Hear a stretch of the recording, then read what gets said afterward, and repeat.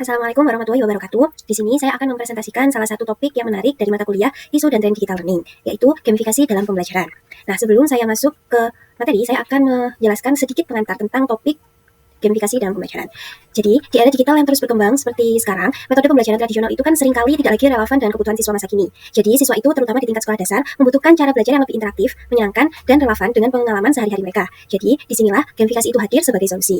Nah, topik ini sendiri penting karena gamifikasi itu tidak hanya menciptakan pengalaman belajar yang menarik, tetapi juga meningkatkan motivasi, keterlibatan, dan juga hasil belajar setiap siswa.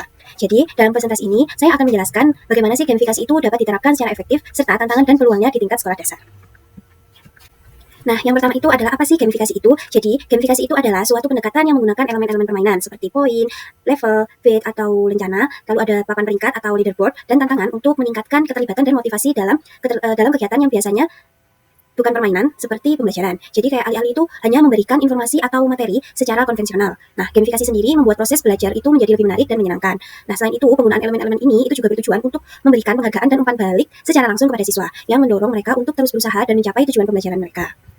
Nah, yang selanjutnya itu mengapa gamifikasi itu penting untuk anak SD. Jadi, anak-anak usia sekolah dasar itu kan cenderung memiliki tingkat perhatian yang terbatas dan cepat kayak merasa bosan gitu jika pembelajarannya tidak menarik. Jadi, mereka itu lebih suka aktivitas yang melibatkan elemen permainan atau kompetisi. Nah, dengan gamifikasi, pembelajaran itu menjadi lebih menyenangkan dan menghibur karena siswa itu kayak merasa mereka itu seolah-olah bermain tapi sambil belajar. Nah, ini itu membuat mereka itu jadi lebih tertarik dan termotivasi untuk mengikuti pembelajaran. Nah, menyelesaikan tugas dan berpartisipasi lebih aktif. Lalu di sisi lain, gamifikasi sendiri juga memberikan kesempatan untuk mempersonalisasi pengalaman belajar siswa, di mana mereka itu dapat belajar dengan kecepatan dan gaya belajar sesuai dengan mereka.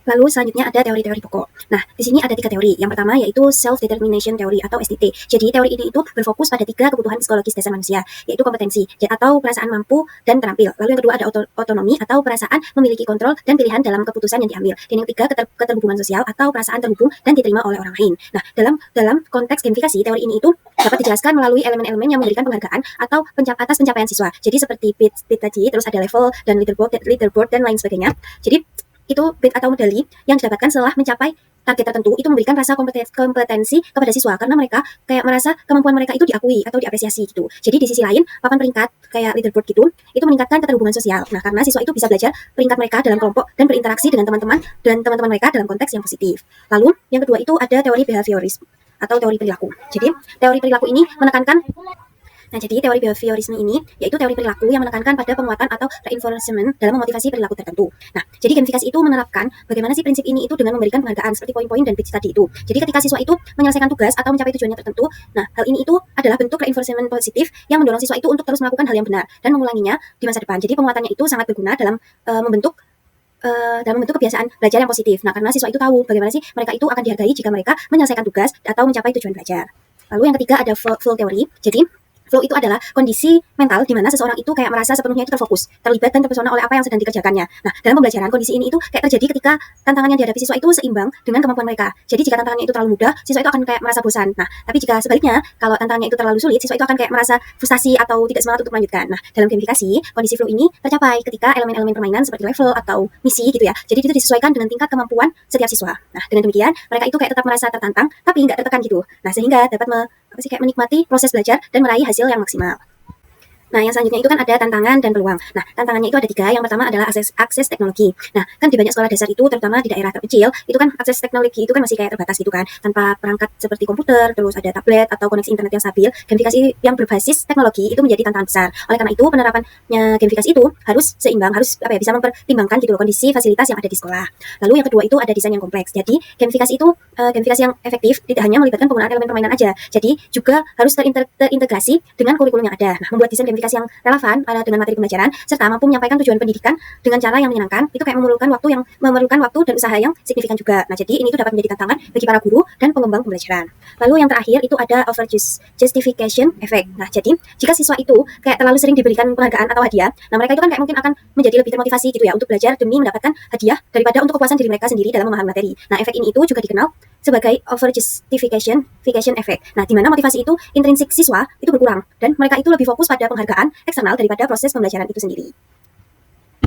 Lalu ada peluang. Nah, peluang di sini juga ada 3, sama seperti tantangan. Yang pertama itu ada motivasi tinggi. Nah, anak-anak sekarang itu kan kayak cenderung lebih antusias terhadap aktivitas yang menyenangkan dan interaktif. Nah, dengan gamifikasi, pembelajaran itu menjadi lebih menarik, sehingga siswa itu kayak menjadi lebih termotivasi untuk aktif berpartisipasi dalam pembelajaran. Nah, meningkatkan keterlibatan mereka dan menghasilkan hasil belajar yang lebih menarik.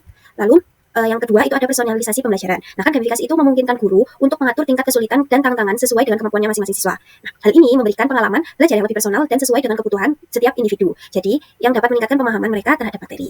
Lalu yang terakhir ada kolaborasi. Jadi, di gamifikasi itu kan seringkali melibatkan kerja tim gitu ya.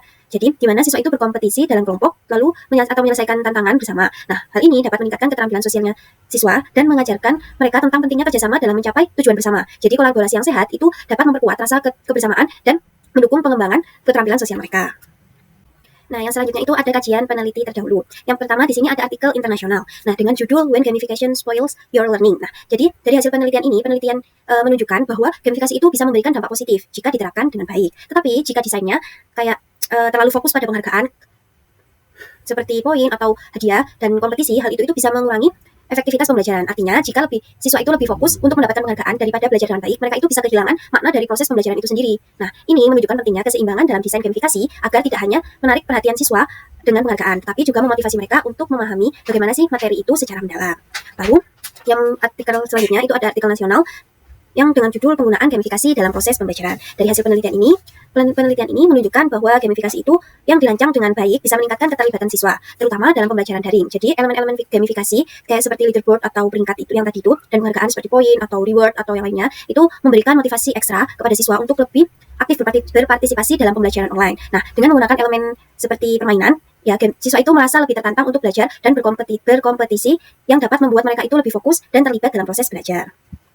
Nah, selanjutnya ada artikel nasional kedua dengan judul Gamifikasi dalam Pembelajaran di Sekolah Dasar. Nah, dari hasil penelitian menemukan bahwa penggunaan gamifikasi dalam pembelajaran, khususnya di mata pelajaran yang sulit seperti matematika, itu dapat meningkatkan hasil belajar siswa di sekolah dasar. Mengapa demikian? Karena gamifikasi sendiri itu membuat pelajaran menjadi lebih menarik dan menyenangkan, serta mengurangi rasa takut siswa itu terhadap mata pelajaran yang dianggap sulit, seperti matematika tadi. Dengan pendekatan berbasis permainan, siswa itu menjadi lebih bersemangat dan tidak merasa tertekan gitu loh, yang membantu mereka memahami materi yang lebih baik dengan cara yang menyenangkan. Lalu, artikel yang terakhir dengan judul Gamification Development in Education, perkembangan gamifikasi di bidang pendidikan. Nah, dari hasil penelitian menunjukkan bahwa gamifikasi dengan elemen poin dan leaderboard itu sangat efektif untuk meningkatkan motivasi dan interaktivitas siswa, terutama selama pandemi. Nah, kenapa? Karena dalam situasi belajar jarak jauh atau daring, elemen-elemen ini itu memberikan cara yang menyenangkan dan kompetitif untuk menjaga siswa itu tetap terlibat dalam pembelajaran. Nah, jadi poin di sini memberikan rasa prestasi siswa kepada siswa. Nah, sementara leaderboard sendiri menambah elemen kompetisi yang mendorong mereka itu untuk terus berusaha lebih keras. Nah, hal ini membuat pembelajaran lebih menarik meskipun dilakukan dengan cara online. Nah, dari keempat artikel tersebut, penelitian ini itu menunjukkan bahwa gamifikasi sendiri bisa sangat bermanfaat dalam meningkatkan motivasi dan keterlibatan siswa asalkan dirancang dengan tepat. Nah, elemen permainan seperti poin, leaderboard, terus reward dan penghargaan dapat membuat pembelajaran itu lebih menarik. Tetapi penting untuk menghindari ketergantungan berlebihan pada penghargaan sehingga siswa itu bisa tetap fokus pada pemahaman materi.